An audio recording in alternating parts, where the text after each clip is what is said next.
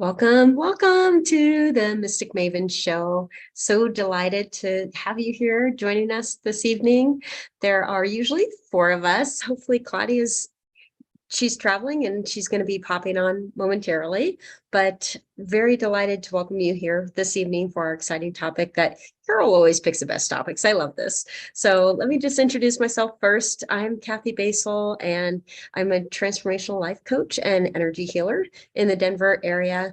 I love all things helping us to tap into the esoteric wisdom and bringing it into practical ways that we can enlighten our lives right now. Joanna, you want to introduce yourself next?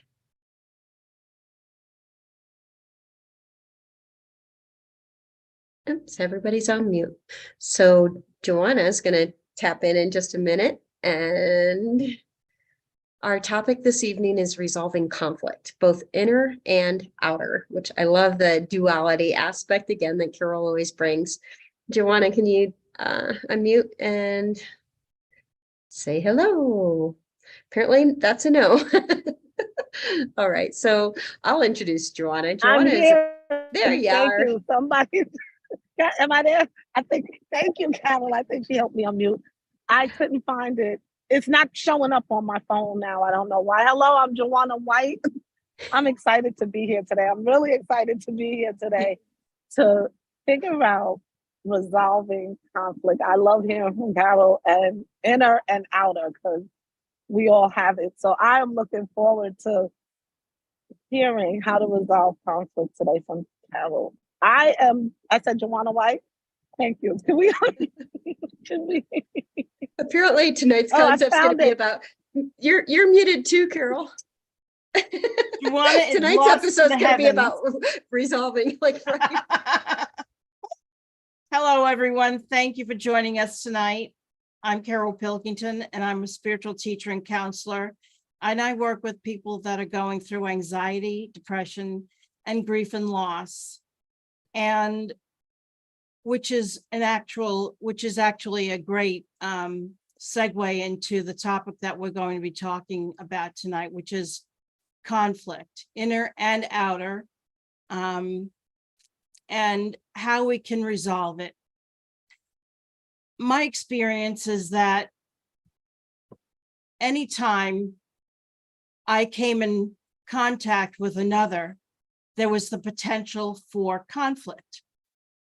Because, when we're just coming into the world, we are literally thrown into an environment where we are absorbing everything around us.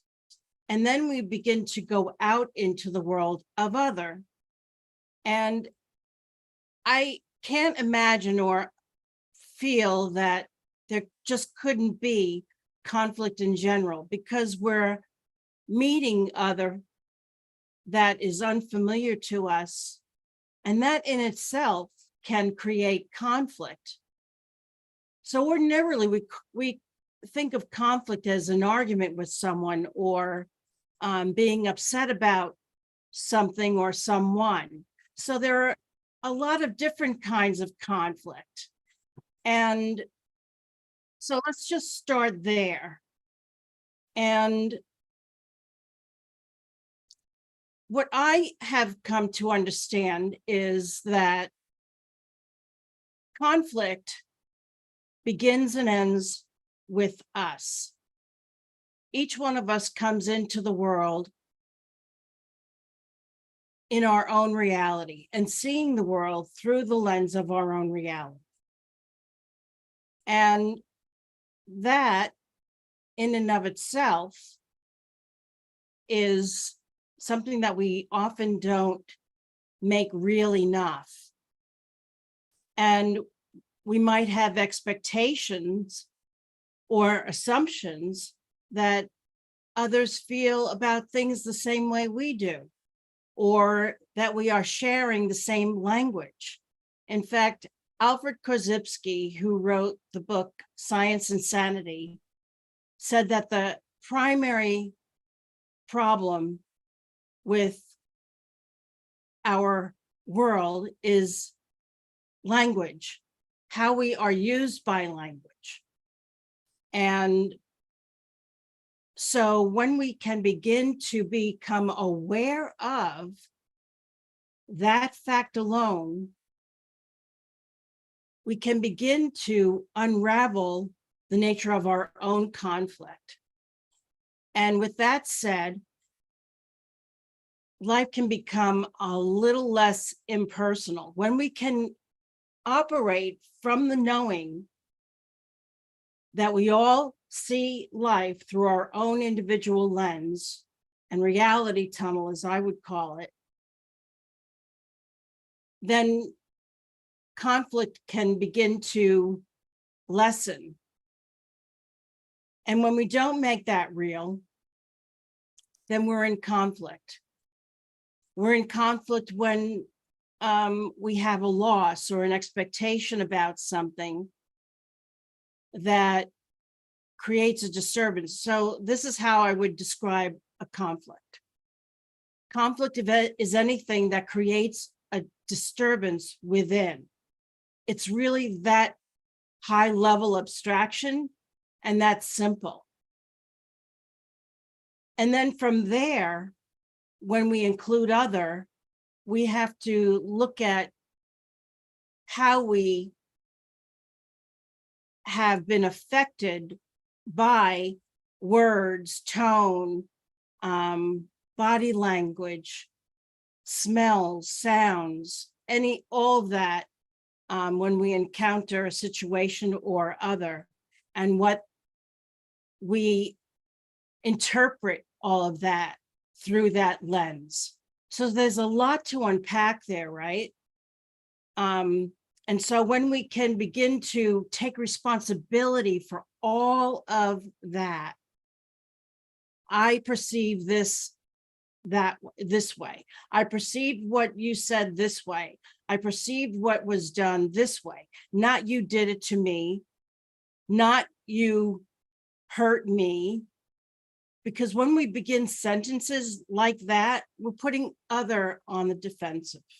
But when we can take responsibility for our own feelings and interpretations about anything that has happened, then we can begin to take responsibility for resolving the conflict that we have within ourselves and not put the responsibility on another.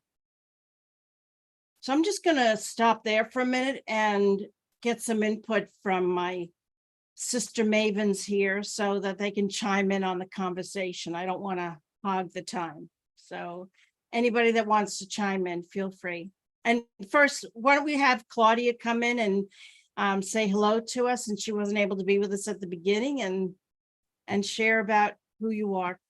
Not that anybody shouldn't know already, but Thank you so much, Carol. It's great to finally be here. And I'm so sorry that I was running a little behind today, but doing this from the airport today. I've just finished a spiritual retreat, so to speak, that has been an incredible journey, and much of which I hope to share with all of you. So I am Claudia Rocafort. I am a spiritual facilitator and a business coach.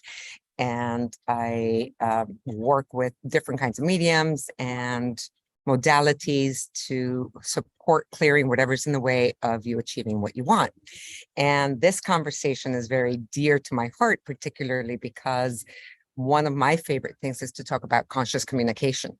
And conscious communication is precisely developing that awareness of how we are communicating and what we are transmitting, and are we actually saying what we mean, and how are we interpreting what we hear.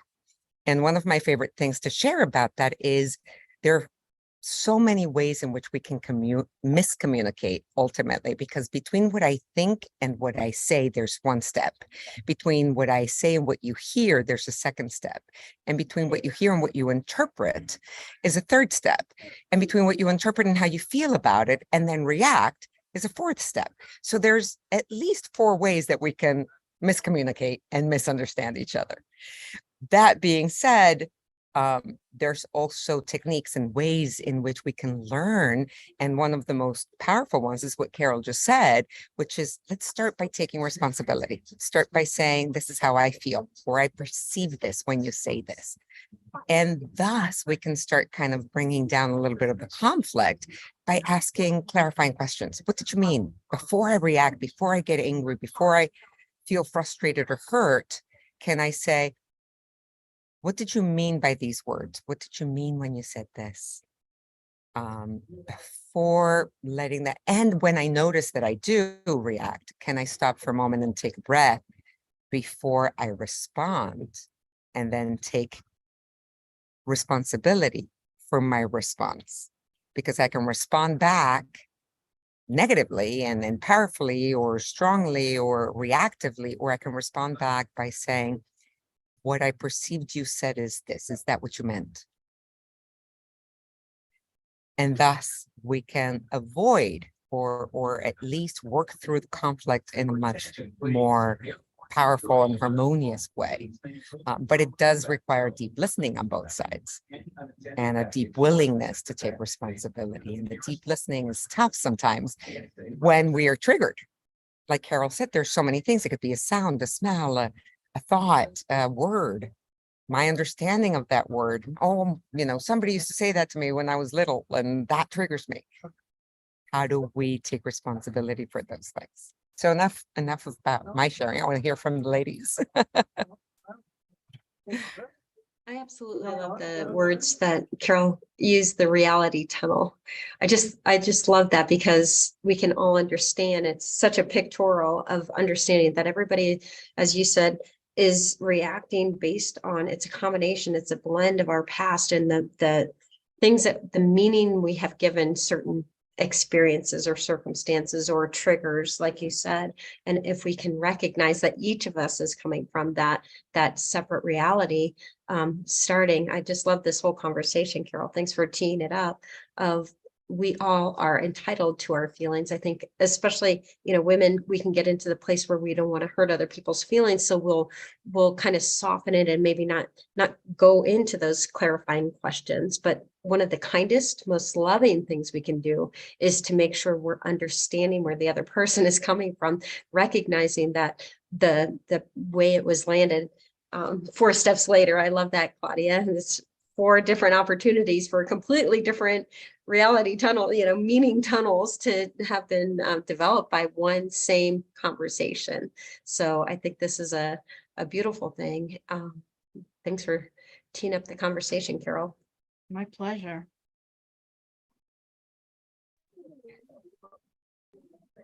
Carol loves me. Thank you so much, Carol. Oh, I'm so grateful. So guys, I'm out in the park and I've been in the park all day. So I'm on my phone doing this and I'm not even able to get to the unmute button right now. So just bear with me today. But this conflict with inner and outer conflict.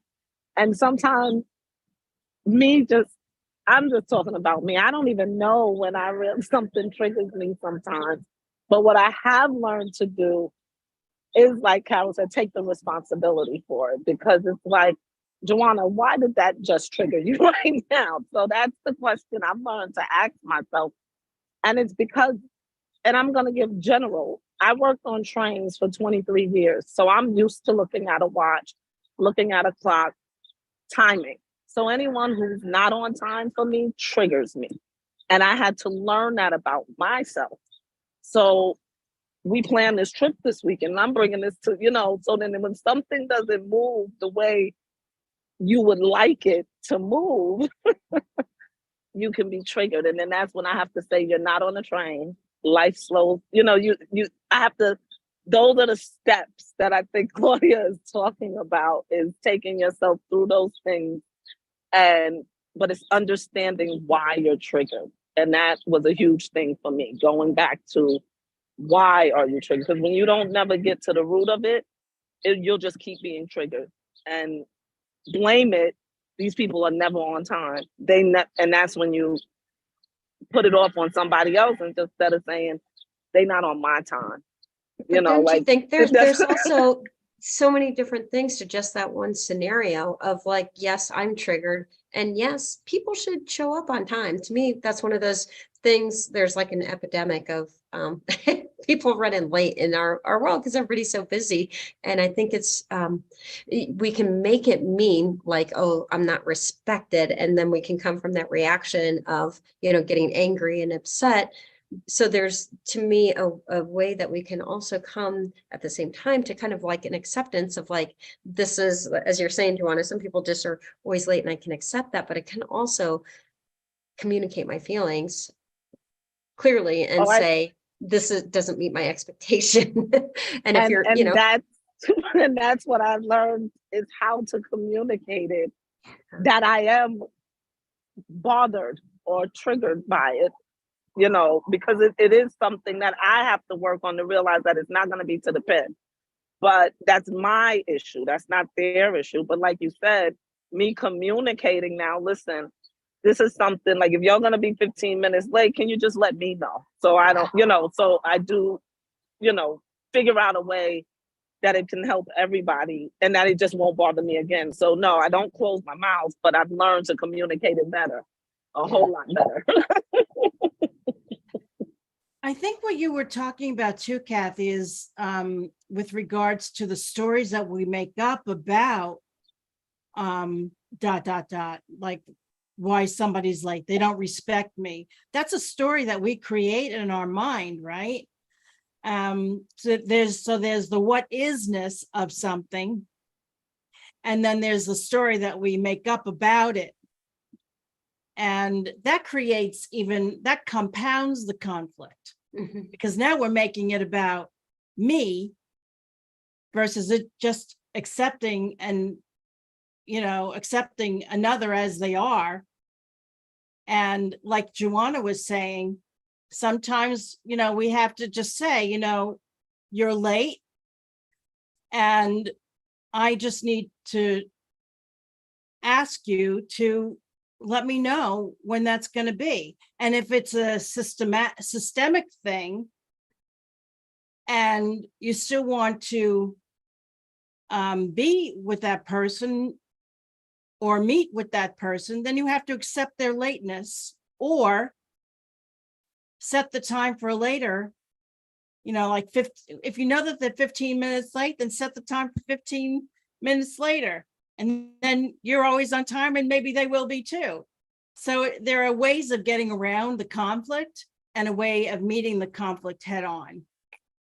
Whatever that's just an example of something, right? But then what if we can't resolve a conflict that we have with someone, with that person? They've passed away or they moved away or their relationship is, severed or something. Then we have to then we really have to go deep within to resolve the conflict within ourselves, because otherwise the conversation is always ruminating in the mind with that person and others. When we do not resolve conflicts within, the mind will never sleep. The mind will never rest. And so, I'll just give one example of my mother. I was 20 years old when she died. And I used to say I was 20 years old when my mother left me. Like, she left me. That just She gave me abandoned chills. me, right? That gave me chills. And I was, I think I was around 33 at the time, maybe 36. And I did an S training, EST, Werner Erhard seminar training. It's now called the Landmark Forum. This was back in 1980.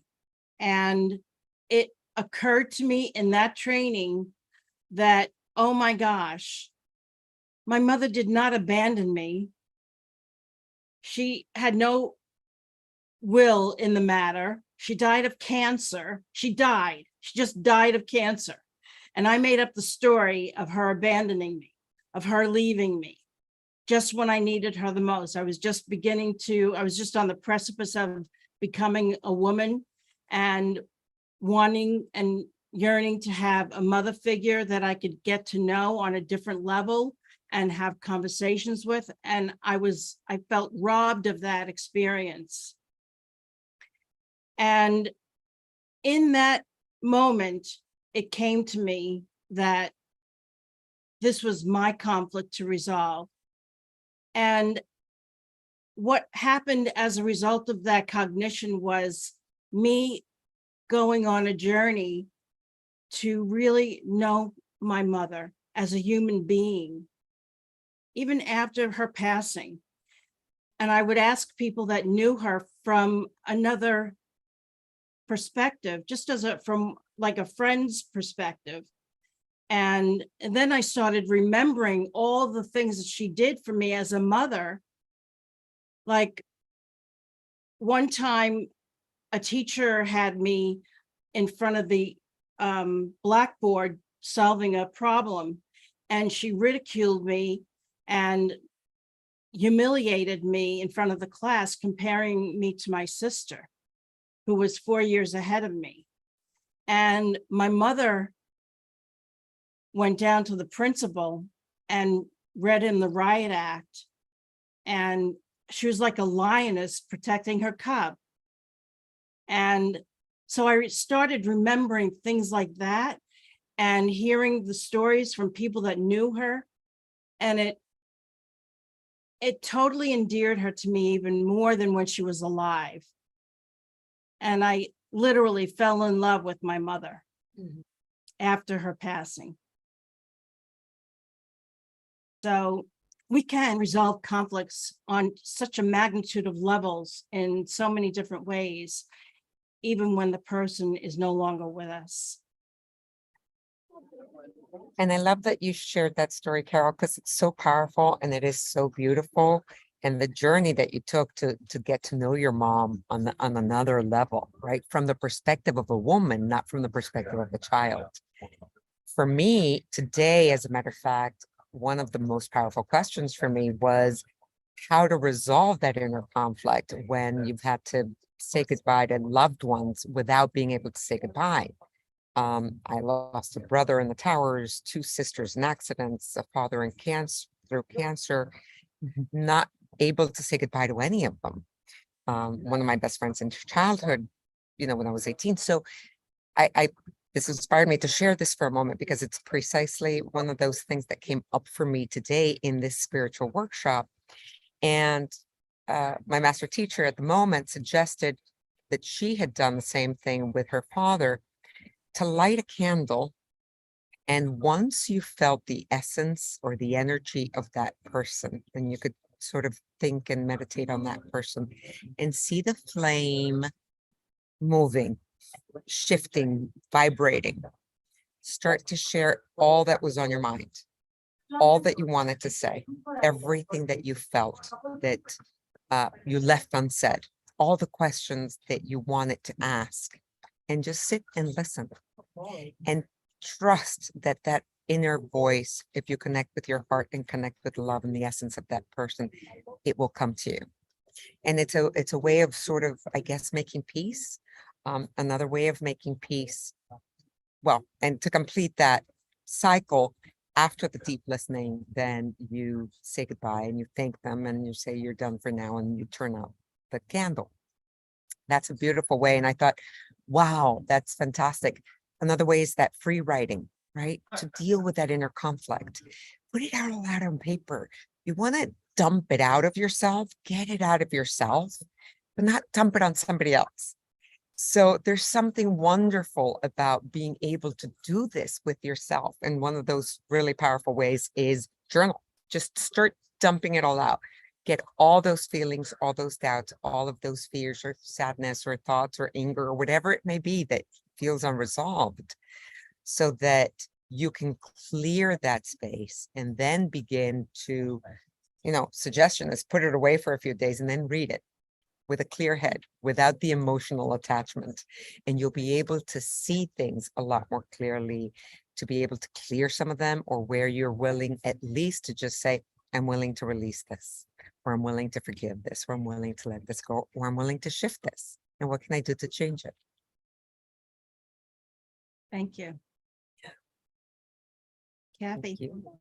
Oh, pretty powerful stuff, Claudia. You've gone through so much, and I just love these conversations, ladies and Carol, to find out. I mean, that was some EST was at the EST training was some pioneering stuff. So cool to learn even deeper about your path and how long you've been on it. But this conversation, I like again how the inner and the outer conflict is that anytime that we're triggered by the outer, and to me, I just laugh because I feel like we mentioned the 4 agreements in every show that we do, but there's so much in there.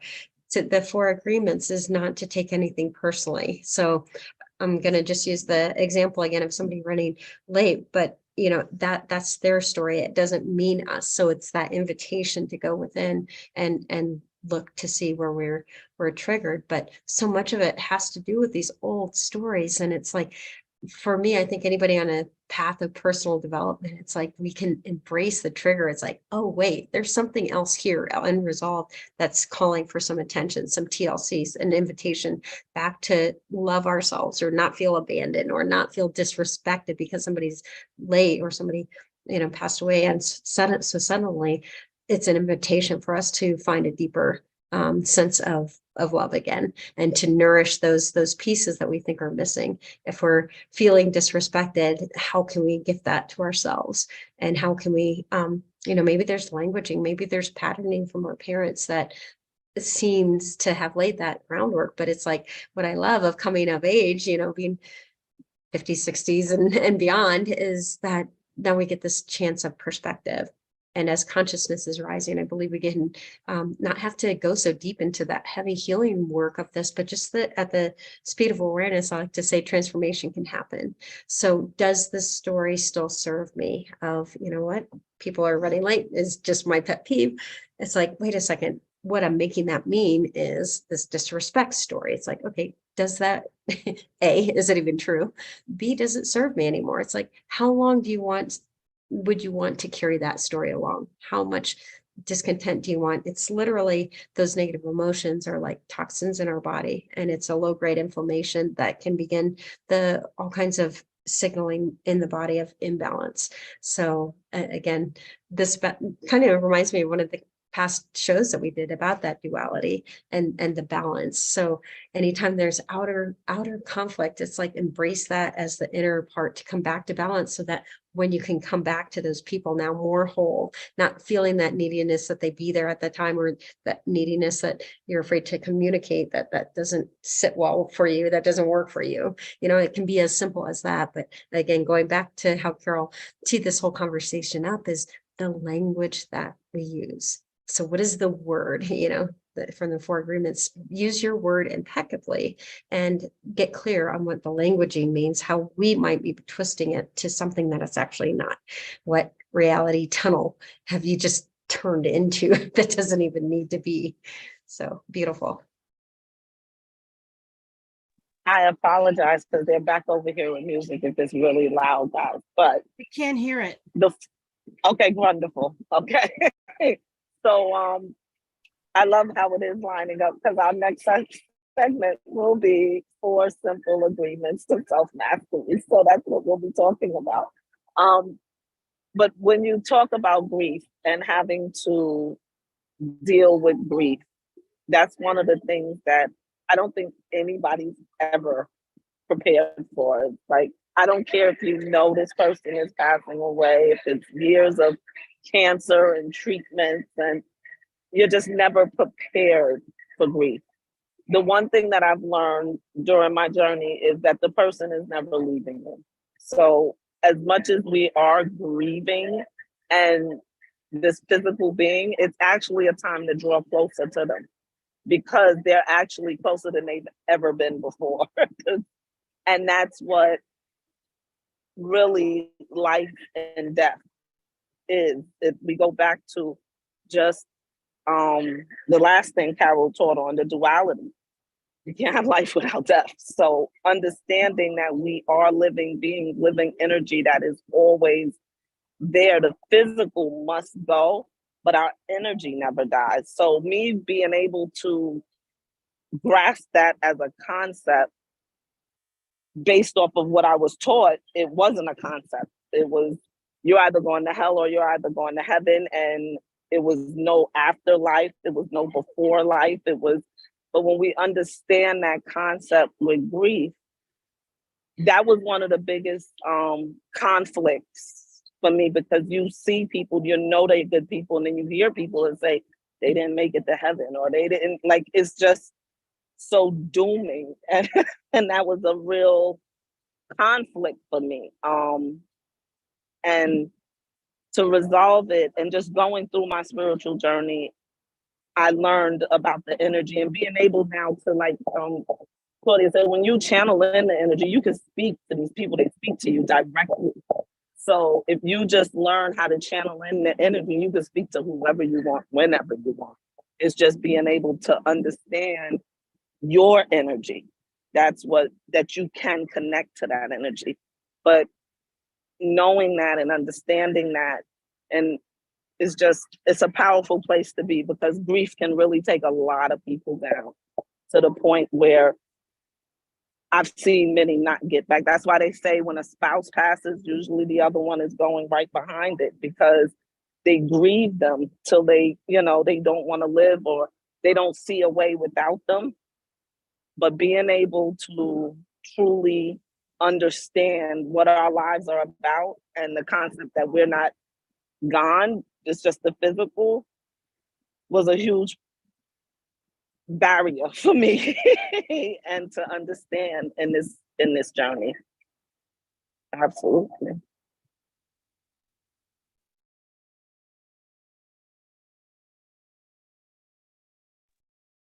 That's powerful. And it creates that inner conflict, right? When we don't know quite what to do with something, or how to process it, and between what you were both sharing, what Kathy said that I thought was that I wanted to bring up again is everything happens for a reason. And if we can trust that, then we can ask ourselves, how is this serving me? How is this conflict serving me? How is the situation serving me? What am I to learn from this process? The being late was a real interesting one for me, not only today, but yesterday. And it has been a big lesson for me. There's South American time, which is 1 hour later or half an hour later. And then there's German time, which is 10 minutes before. And there's regular time, right? And some of these things are cultural. So it's really interesting. I did a training years ago called the gratitude training. And I was late on the first break on the first day. And literally, they made the entire lesson about my being 2 minutes late. And it was about understanding how I was not respecting everybody. I was not showing up on time. I was not showing up in my integrity. I was not being integral with my word. I had missed my agreement. All these things. And it was exactly the lesson I needed at that moment. So it was a beautiful thing. And I've incorporated those beliefs. Yesterday, we had agreed to meet and start early in the morning. Well, not that early, but at 9 a.m. But for some reason, I thought it was 10 a.m. And I showed up late. I was mortified, absolutely mortified. People were worried about me. And in the process of discussing this on a higher level, on the level of the spiritual understanding and spiritual knowledge, that inner conflict, which brought guilt and shame and all these things, one of the participants, who's a dear friend and a teacher as well, said, do you feel the love? Do you realize that we were all looking out for you, that we were worried about you? Those times that you felt alone recently, notice how this showed up to remind you that you're not. And it just blew my mind away because then all the shame and all the guilt was just completely shifted. That inner conflict shifted, and I'm getting goosebumps, and I could cry sharing this with you, because then it was about a lesson. Then it was about something much deeper but you sometimes need to go in and ask and look and say, how is this teaching me today? Right? What can I learn from this? And it's powerful. There's always something. So what came out of that for you, Claudia? What was it that you discovered about that experience? Goodness. I think that there's a few things. Obviously, I received the love, which was powerful and really beautiful. I think that on some level, I had not misunderstood. I had seen that we were supposed to start today at 10. And in my mind, I put that into my calendar for yesterday as well. Even though in the workshop, they said, no, we're starting at 9. And I repeated, yes, we're starting at 9. And when I set my alarms the night before, I was exhausted. We had processed so much. So I realized, okay, some part of me unconsciously created this reality in this moment. I came to the airport. I left to the airport 2.5 hours ago. For one reason or another, I left something at the hotel. There was an issue at the card check. There was all of these things. And so I showed up late today. I was mortified about showing up late for us today. And yet, look at how that is the exact perfect lesson that we're sharing now.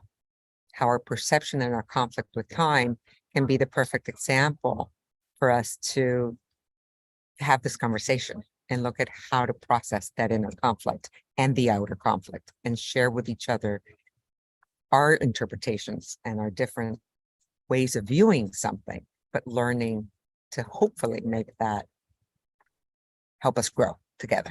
Have you ever noticed when you let go of the resistance to that issue, like whether it's being late or, it reminds me of back when I was doing some different types of direct sales kind of a thing. I had such resistance about that whole concept. But as soon as I resolved that within myself, so the conflict was actually internal, I had resistance around it. And as soon as I learned to love, it's like, oh, wait, I see why this might be negative, but I see all this good. And as soon as I resolved that, I never had the conflict part of that before. So like you said, conflict is actually there to polish us and hone us and help us to become that, return us back to that self-love. I love that. Good share. Something else that I wanted to share too, Claudia, is that something that I've experienced in the past when I created similar things. More and more, I recognize that I matter. I matter simply because I exist, and my presence anywhere that I might be matters.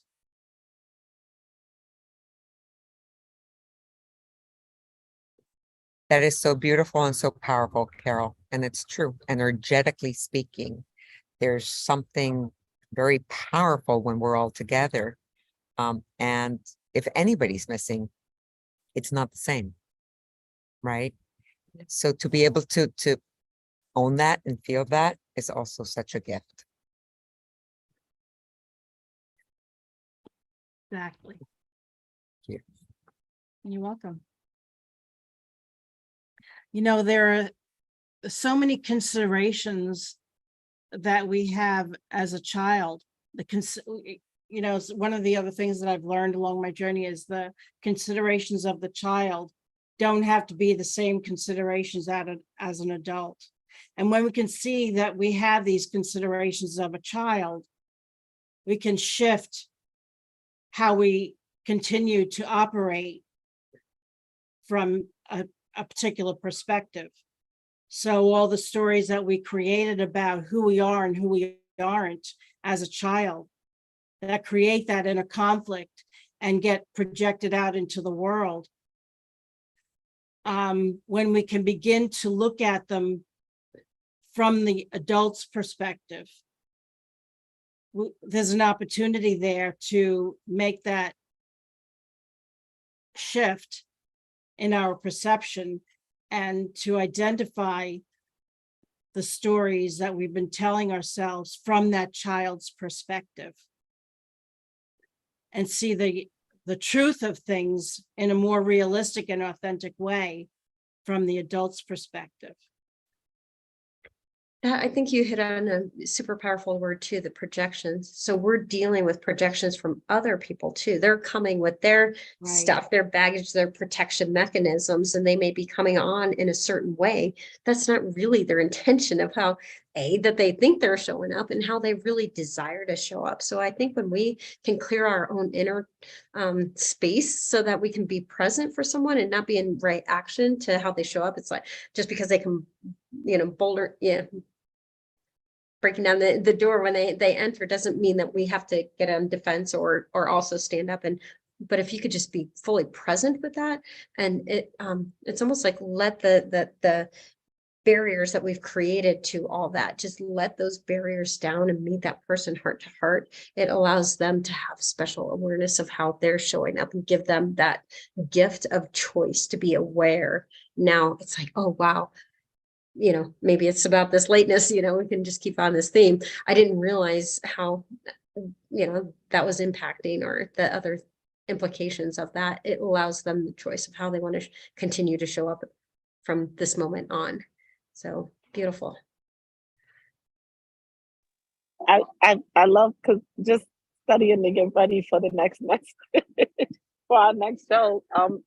The 4 agreements call it the domestication of this. So being domesticated, and we don't even know it. Our parents don't know they were. It was just, we're just trained, whatever the word is that you want to use, to do things a certain way. Claudia mentioned cultural. Like I say, I love rice. It's a culture thing. Trini's always eat rice, But it's a lot of things we blame on our culture as well. I do it.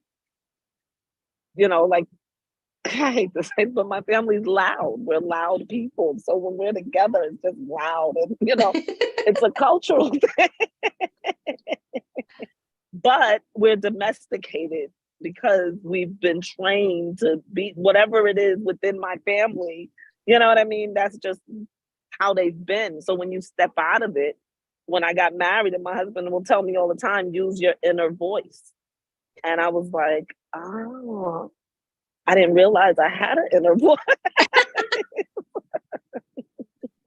And then I had to be trained to use my inner voice. So sometimes people, we don't know we're domesticated until you step out of your culture and step out with other people. Then you sometimes come into conflict, but it's also to grow you to that next level, because it's to show you other people do things other way, and it's helping you adapt in life, to other things, not just the only thing we know, because we all have been domesticated in some way. That's a good point. Carol, I'd like to ask you, because I think we can go into relationship intentionally and set this goal of like, we're going to be open. Like, to me, coming into relationship is with others is one of the most important ways that conflict actually helps us to see each other's blind spots. Like, how do you set an intention that, this is how we're going to roll, that this is always for our ever evolving relationship that deepens. So what exactly was your question? So how can you set up an intentional, if you've got a relationship going into relationship with, and like you said, we're human, so there's, by definition, there's going to be conflict.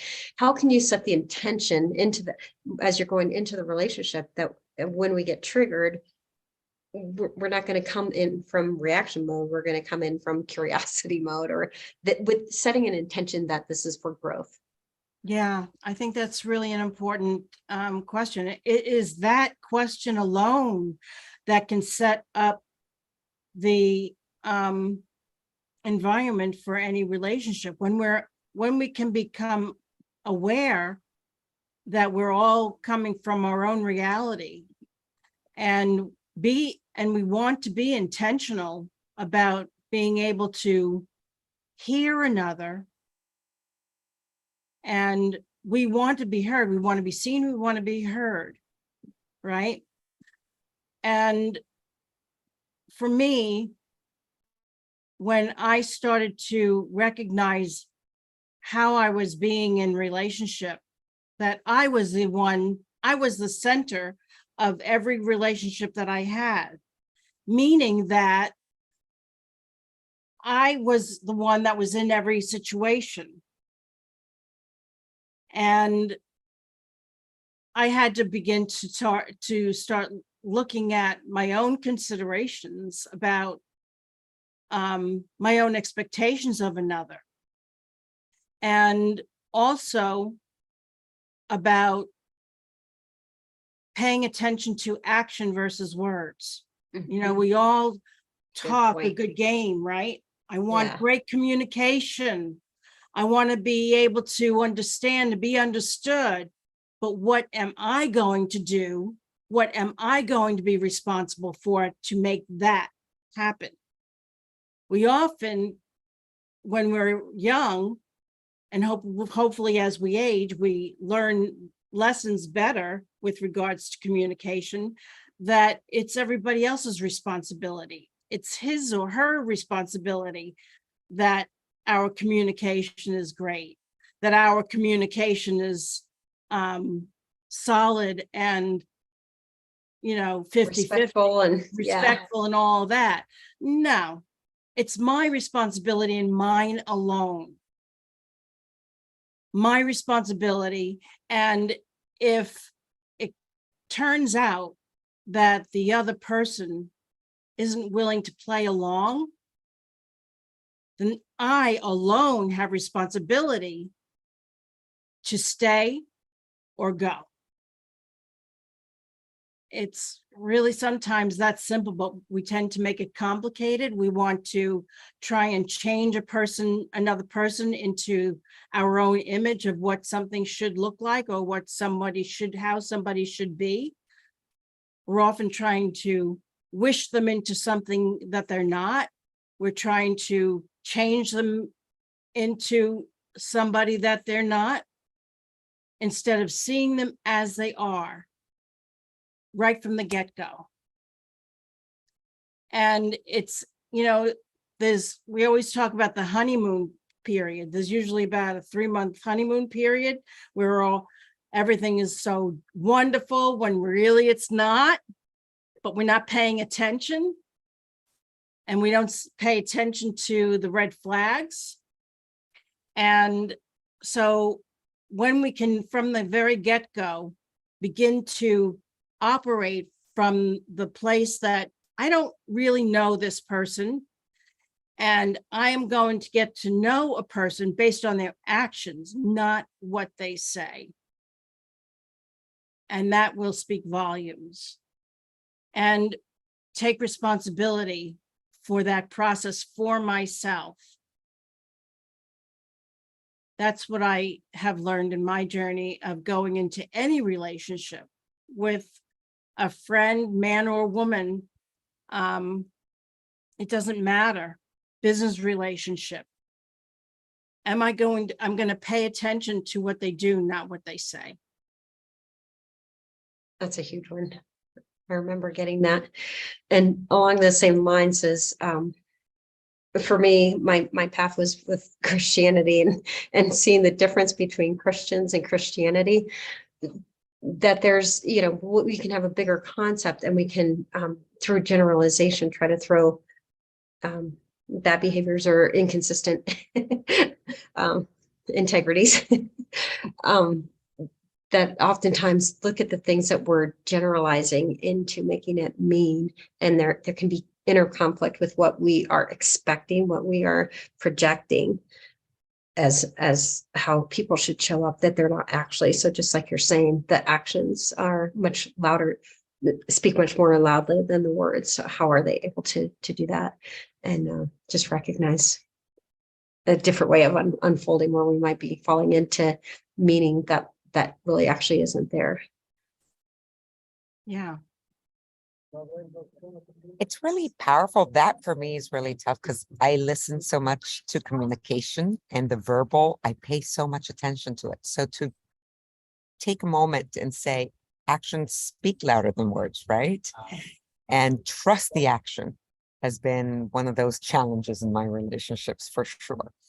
And it reminds me a little bit as I was listening, I wanted to share that for a moment, but what Joanna was saying and Kathy was saying in terms of the conditioning, right?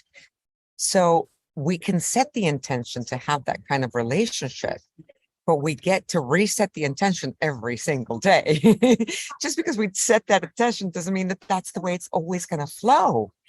And the challenge then becomes, wait a second, one thing got triggered, or a language thing came up, or a belief thing came up, or a culture thing came up, and we're shifting day to day.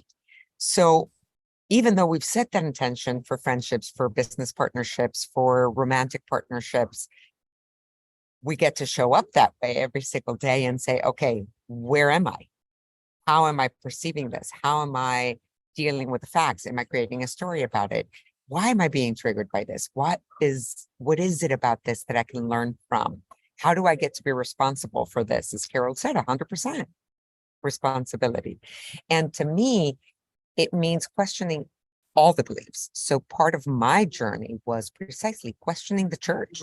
I was raised Catholic, but my mother dated a man who was Jewish. And so I felt these two faiths and trying to understand and make sense with what beliefs I was being taught at different points in my life. And did they support me? And some didn't. And they were created internal conflict, a lot of internal conflict, until I started to find new answers and question all these, I guess, beliefs or standard ways of doing things that we call conditioning, because conditioning is everything from the way we're used to doing things to the way that we believe they should be, to the way that we expect them to be. So take a moment to ask yourself, right? To question them.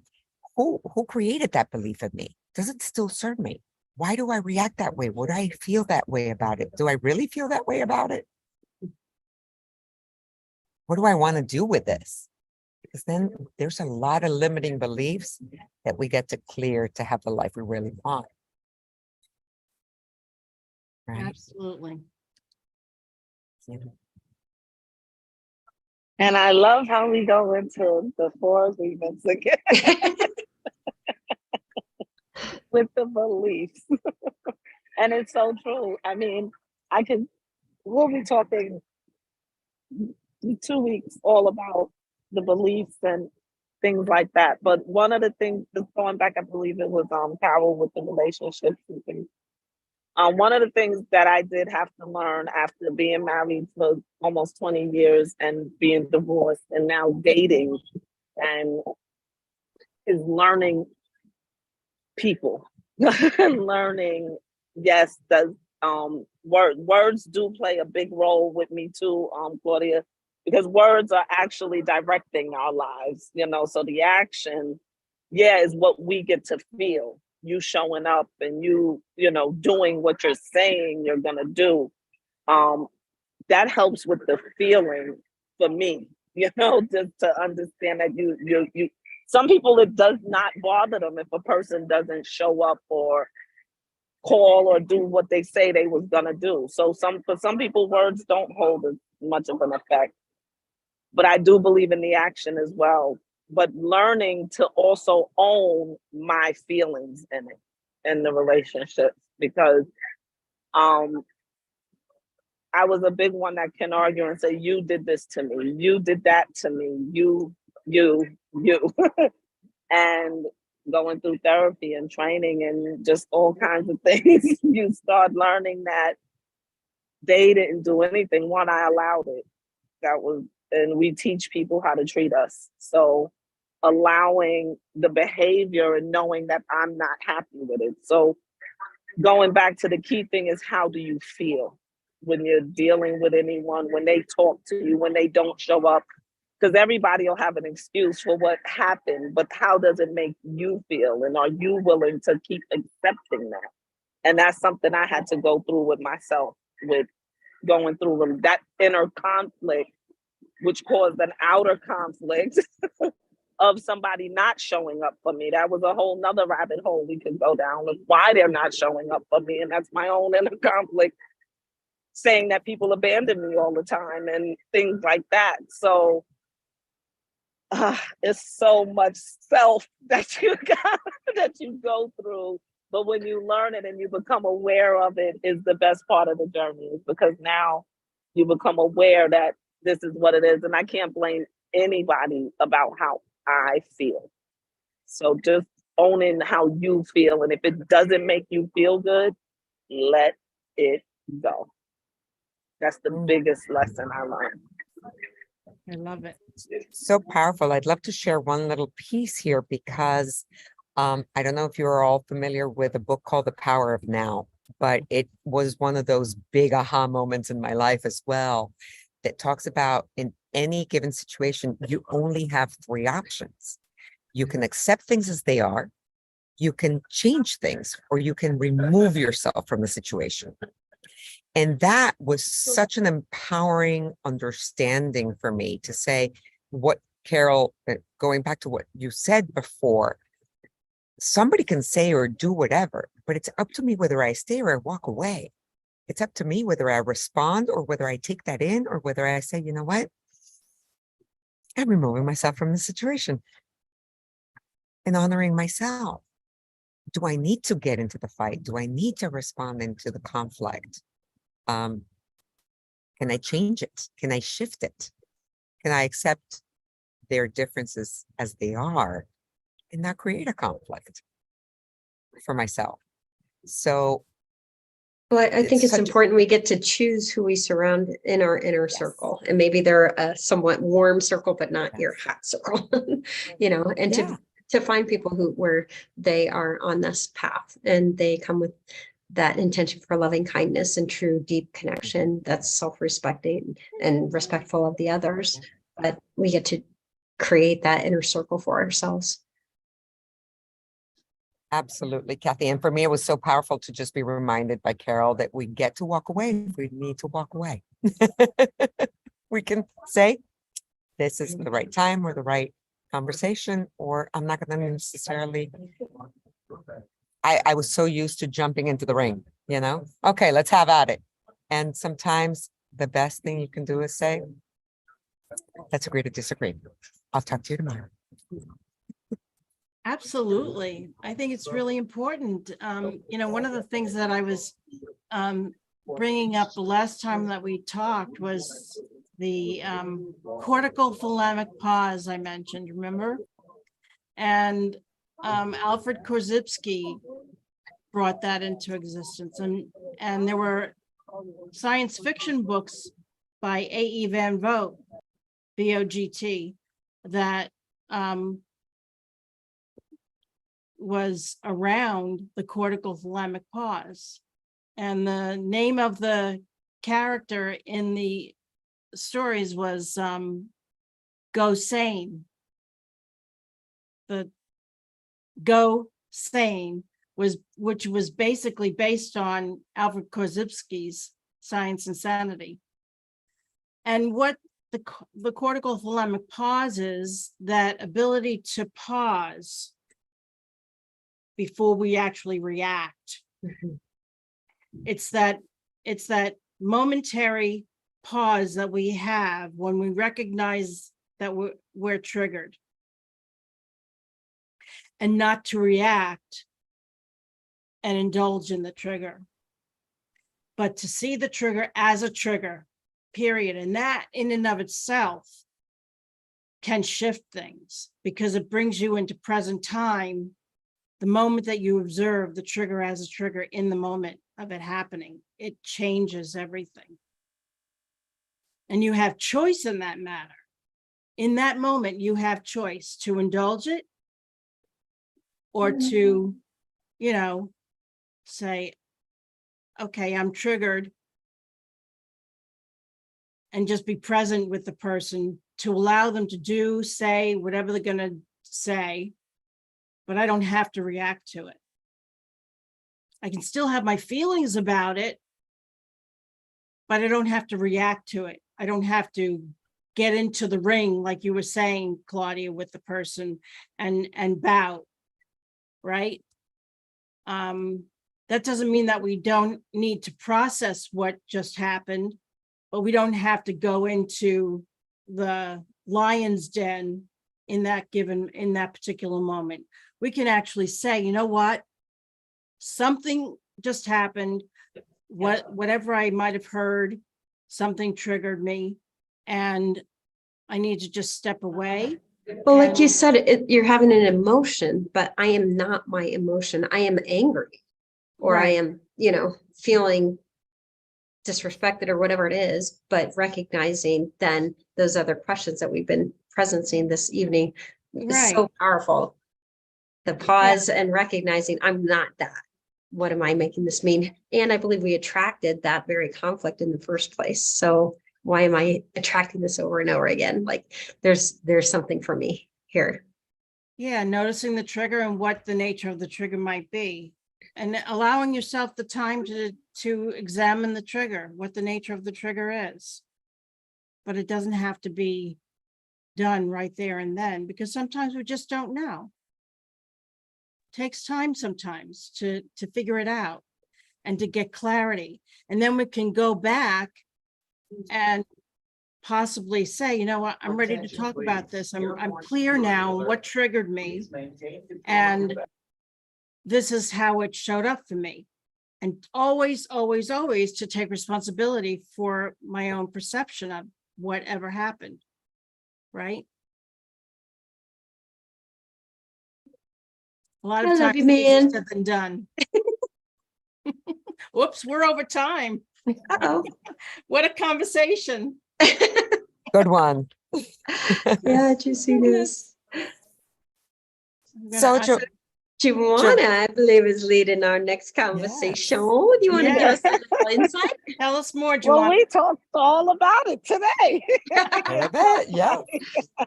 I love how it all goes in sequence. So we'll be talking about the 4 agreements. We mentioned them pretty much today. We're not even going to go into what all 4 are. You got to come next week to find out all 4 agreements that you make with yourself. And it's part of self mastery, just becoming a better version of you. So tune in 2 weeks. No, 2 weeks. What's the date? The 18th. The 18th. To learn the 4 agreements that you make with yourself that can guide you through self mastery. See you in 2 weeks. How exciting. I love that. I love the 4 agreements. Yes. Light and love, everyone. Safe Have a travels. great Claudia. day. All right, guys, I'm going off too. Thank you. Okay. All right. Bye.